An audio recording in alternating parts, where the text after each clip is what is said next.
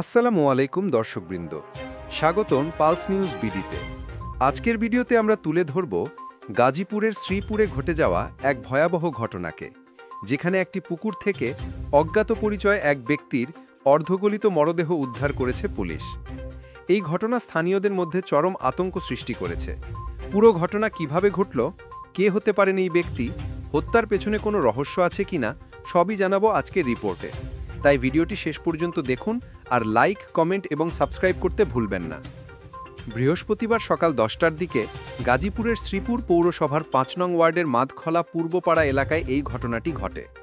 স্থানীয়রা জানান, কিছু মানুষ বনের ভেতর খড়ি সংগ্রহ করতে গিয়ে হঠাৎ পুকুরে ভাসমান অবস্থায় একটি লাশ দেখতে পান। তারা দ্রুত খবর দেন পুকুরের মালিক মৃত হাজী শামসুল হকের ছেলে আরিফ হোসেনকে। এরপর আরিফ জাতীয় জরুরি সেবা ৯৯৯-এ ফোন করে পুলিশকে খবর দেন। খবর পেয়ে শ্রীপুর থানা পুলিশ ঘটনাস্থলে গিয়ে অজ্ঞাত পরিচয় ব্যক্তির অর্ধগলিত মরদেহ উদ্ধার করে। পুকুরের মালিক আরিফ হোসেন জানান, আমাদের এই পুকুরটি বাবার মৃত্যুর পর থেকেই ফাঁকা পড়ে আছে। এখানে মাছ চাষ হয় না, আমরা নিয়মিত যাইও না। তাই কবে বা কখন লাশটি সেখানে ফেলা হয়েছে আমরা কিছুই জানি না। স্থানীয়দের মধ্যে আতঙ্ক ছড়িয়ে পড়েছে। অনেকেই বলছেন হয়তো হত্যা করে মরদেহটি এখানে ফেলে দেওয়া হয়েছে। এদিকে শ্রীপুর থানার পুলিশ পরিদর্শক অপারেশন সঞ্জয় কুমার জানান, প্রাথমিকভাবে ধারণা করা হচ্ছে প্রায় ৪ থেকে ৫ দিন আগে অজ্ঞাত পরিচয়ের ওই ব্যক্তিকে হত্যা করে পুকুরে ফেলে দেওয়া হয়েছে।